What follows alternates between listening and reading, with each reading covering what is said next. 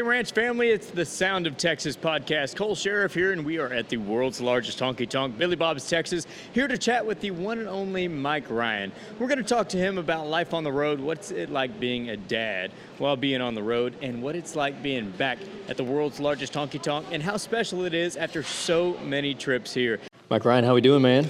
Just fine. How are you? I'm doing well. It's good to see you here at the world's largest honky tonk. Excellent, man. It's always good to be back, you know? Yeah. Fort Worth is it's kind of my adopted hometown. I'm from San Antonio originally, but lived here for a long time, and I'm not too far away now, but Billy Bob's is always a good time. Yeah. Do you ever find yourself just coming out here for a show every now and then? Sometimes. Yeah. You know, I've got a couple of good buddies that are in the business too, and if I got the night off when they're playing, I like to sneak in and see what we can see. It's, you know, never a bad time around the stockyard. Yeah. So let's think back to the debut.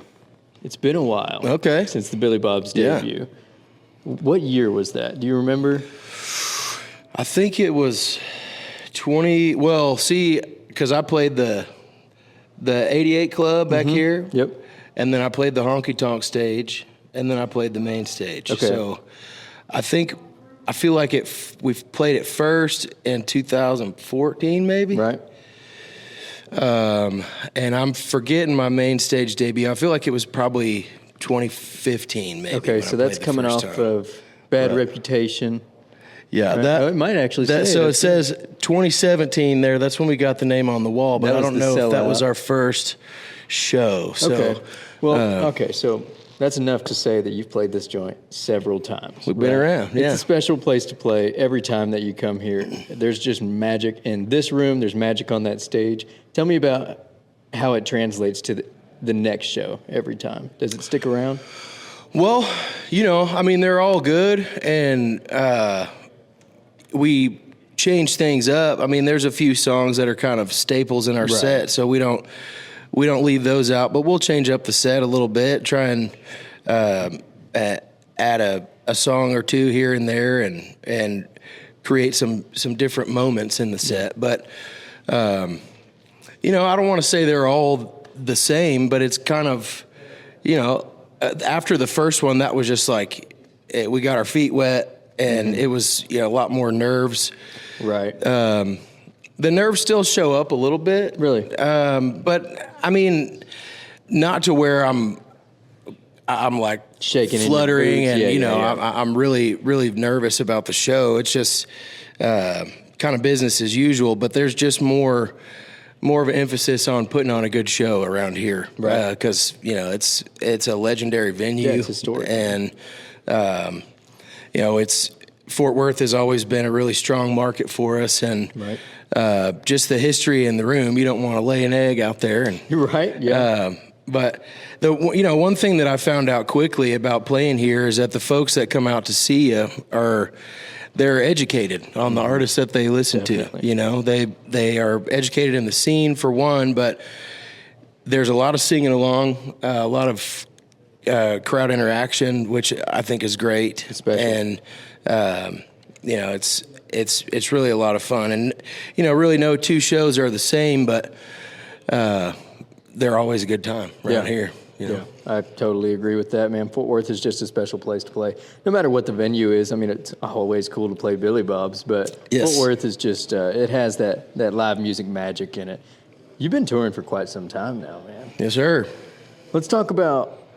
Say we look at the cover of Bad Reputation. Okay. You look quite a bit different now than you did then. Yeah. How do you make that transition while being out on the road so heavily? You know, it has been a while, and there's been different phases of my life where I've found myself in the gym more or less. Mm-hmm. The Bad Reputation days, we were playing a lot more back then. I mean, at that time, I mean, before that record, you know, I put out my first one in 2010. Bad Rep was 2014, and you know, those first couple of years, I was playing 200 shows a year. Wow. And we were playing a lot of, I mean, if I'm being, can I say bullshit? Yeah, can I absolutely. say, you speak freely here? Speak freely, please. We were playing a lot of venues that were just, you know, where you play when you're starting out, you know, sport sports bars, Yeah. setting up in the corner, bringing your own PA, and so all of those weren't glamorous gigs. Bass players running sound. And, Yeah, absolutely. And so, that's kind of what we were doing then, and we were in the van, of course, and so there was just you'd play the show, go to the hotel, wake up the next morning, drive to the next one. And so there wasn't a whole lot of time in the day to find a gym or really do anything around the town you're playing at. There just wasn't much time to do it. After sound check, you only had an hour or two before the show. And so, but one thing about that Bad Rep album, we had a song called Dancing All Around It, which was my first #1 song in Texas. And that album got us out of the sports bars. Yeah. We didn't have to bring our own PA anymore. We stopped playing the 4-hour sets, and we were just doing headlining shows, 90-minute sets, or we were going out and opening up with other bands, playing an hour and doing that. So it was just live music venues was all we were doing at that point, which was great. I mean, I was happy to quit playing those long sets and bringing my own PA, but we stayed in the van for quite some time. We were in the van for about 8 years until we got our first bus, and that really opened up a lot of things, because now we got a driver that's taking us through the night to the next one, and we wake up where we're supposed to play that night. Right. And so there's just a lot more freedom to get out and see the town or stay healthy as well. Yeah. And, a lot of it too was once I had kids, I just realized, these kids are, I got little ones that are counting on me, looking up to me, and I got to be there for them. And they're not as fast as they're going to be, but they're getting faster every day. Yeah. And I realized a couple of years ago that, probably won't be long before I really got to give them my best effort if we're going to compete, because they'll pass me up before too long. But so taking my health a little more seriously became a priority. That's and feels good, feeling good. Right, absolutely. With those bar shows, the sports bars, and playing in a corner, bringing your own PA, and just hitting the road hard, it's tough on your physical, your mental, but I feel like it can build a band into what they will eventually be. Do you look back and are thankful for those reps that y'all were doing so heavily on the road back then? Absolutely. We really enjoyed our time doing it, and sometimes it was a grind, but I realized right away that this is what I was meant to do. Yeah. And knowing that I'd made the right decision, because the music business it's not for the faint of heart. Nope. There's a lot of swings, a lot of things that can really build you up or tear you down. And I was fortunate to bring around a lot of really good people, and playing every night with those guys, we kind of sharpened the axe, every time. We didn't have a ton of rehearsals back then, but we were playing 4 shows a week, Right. So that was kind of 4 shows. Yeah. So, and then I would do acoustic shows on top of that.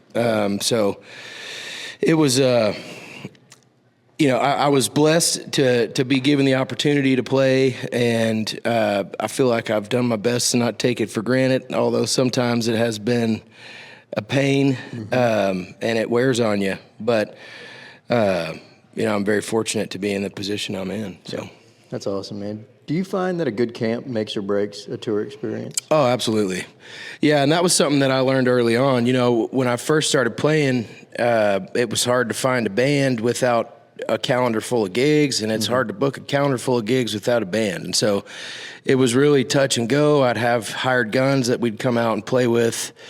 And some days, I'd have a brand new guy on the drums or the bass, and, you're not sure how it's going to work out. Some of them did, some of them didn't. But it's playing with those guys every night, building up, a new set, and just bettering our craft. It it made me a better musician, and also, the guys in the band, like I learned also that it's as important to be a good hang as it is to be a good player. I would honestly I'd take a better hang over a better player. Well, yeah, because you can have a good player, and that's a 75 to a 90-minute ordeal per night, and then we're on the bus, headed to the next town. Yeah. That 90 minutes, I don't have to talk to you, but when we're on the bus, please be cool. Yeah. And we've certainly had a few buttholes along the way that didn't last long and caused more problems than we needed. But they're no longer with us. So and right now I feel like we've just got a solid camp. And for years we've just really been a good group. We don't have any internal battles. There's not a lot of bickering or anything that goes along, and everybody seems to be on the same page and realizes that, we're all a part of something bigger than any of us individually, and myself included, and so it's just, it's certainly important to have good guys around, and I think we do. Yeah, so that's awesome, man. How do you find keeping a camp, getting together or getting along? Do you think not playing the 200 dates a year has something maybe to do with that? Not getting along? Keeping them all in good spirits. Sure. Do you think not playing 200 dates Well, has something yeah. to do with that? I mean, we're at home with our families, the ones that we love. Sure. Rather than just road dogging it so hard. Yeah, absolutely. And, I've naturally, as business improved, we didn't have to play all those bullshit shows to just fill up our calendar for no reason. I mean, we got all the rehearsals out. We got our chops. We know how to put on a show. Now let's worry about playing the shows that matter. Yeah. And so, especially since I've had kids, there's so much that you miss out on when you're not home, and there's only so much a phone call or a FaceTime can do. Especially when they were just little. You'd be gone for a couple days and come back, and they've leveled up.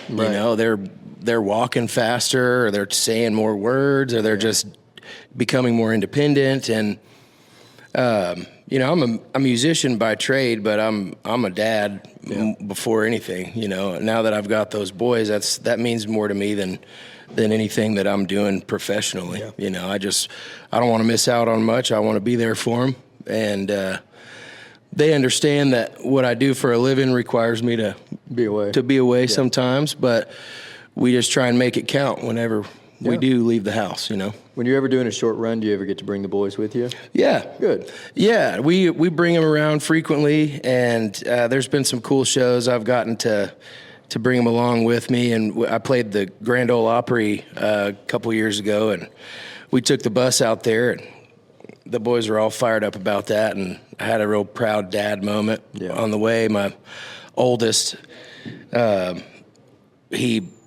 we were just, playing around on the bus, and then he stopped what he was doing and looked me in the eye and said, "Dad, when I grow up, I want to be just like you. I want to play country music. I want to play the Grand Ole Opry too." I was like, whoa, that's so cool, man. Just hit me, Yeah. And I have a ton of those moments. I mean, my boys they're handsome, good looking, smart. Handsome and good looking. I don't know why I threw that in there. Hey, just double down, dude. But ornery, full of piss and vinegar. But they come by it naturally. Their old man was no cakewalk growing up for my parents, and so they're giving me the same. But it's worth it, Yeah, I hear that. Do you ever hope to maybe do the Aaron Watson, Ray Wiley Hubbard, Cody Canada thing and have one of them in the band?